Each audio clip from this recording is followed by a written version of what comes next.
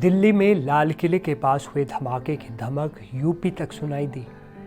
इस धमाके ने दिल्ली को ही नहीं बल्कि यूपी को भी दहला कर रख दिया, क्योंकि दिल्ली कार ब्लास्ट में मारे गए लोगों में यूपी के श्रावस्ती का एक युवक भी शामिल है।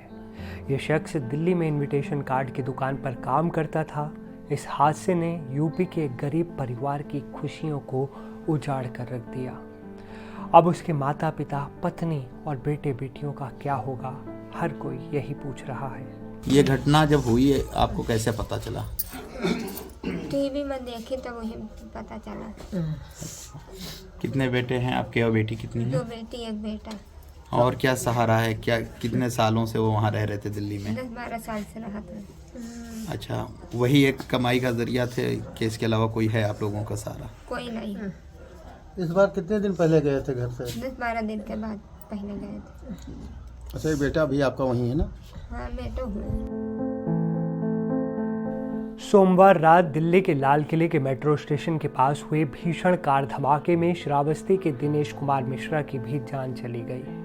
दिनेश श्रावस्ती के थाना इकोना के चिकनीपुरवा के गणेशपुर गांव के रहने वाले थे। दिल्ली में कई सालों से वो इनविटेशन कार्ड की दुकान पर मजदूरी का काम करते थे। बता दें कि दिनेश मिश्रा अपने 3 भाई और 1 बेटे के साथ दिल्ली में रहते थे, जबकि उनकी पत्नी और 2 बेटियां गांव में ही रहती थी, उनके माता पिता के पास। कहीं ना कहीं जो दिल्ली में बम विस्फोट होता है उसकी धमक श्रावस्ती में भी सुनाई देती है और श्रावस्ती जैसा छोटा जिला दहल जाता है और दिनेश का परिवार जो मातम में चला जाता है। हमारे साथ उनके पिताजी भूरे जी मौजूद हैं। आइए बात करते हैं कि लगभग वो कितने साल से दिनेश वहाँ रह रहा था। क्या नाम है पहले? जी, भूरे नाम। जी, ये बताइए दिनेश जो है दिल्ली में कितने सालों से? 10-12 साल। क्या करते थे? यही नौकरी करते रहे और फोटो वोटो जो बनत है कार्ड जी, न्योता पर वही दुकान वहाँ काम करते रहे। अच्छा, कितने बच्चे थे उनके? 2 लड़की है, 1 4 साल का, 1 7 साल का, 1 लड़का है 8-9 साल। तो वहाँ पर दिल्ली में जो लगभग उनके साथ कितने लोग वहाँ रहते थे, क्या है? अब अलग अलग क्वार्टर में 3 लड़के रहा था, अलग अलग क्वार्टर लिहा रहे, अलग अलग मजदूरी करते।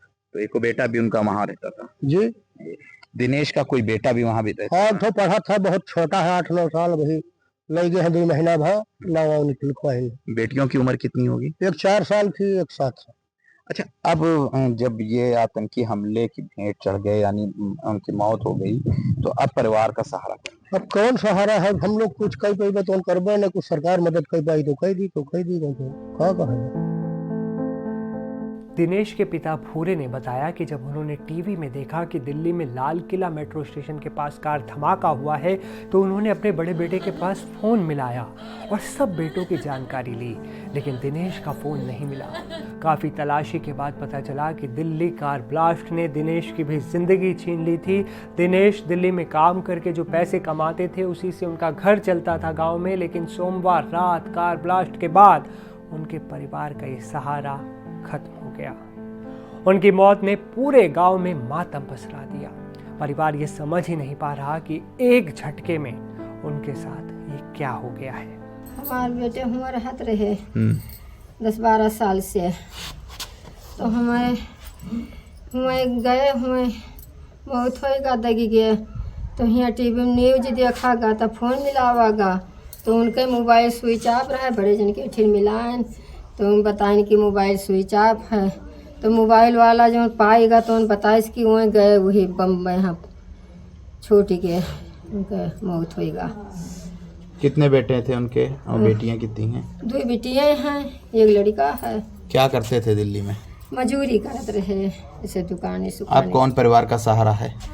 अब कुछ नहीं सहारा है, कुछ नहीं सहारा है।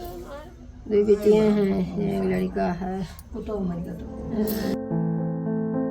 वहीं दिनेश की पत्नी रीना ने रोते हुए बताया कि दिनेश 10 से 12 सालों से दिल्ली में काम कर रहे थे। वो अपने परिवार का इकलौता सहारा थे। उनकी 2 बेटियां और 1 बेटा है, लेकिन दिल्ली बम ब्लास्ट ने उनका सब कुछ छीन लिया।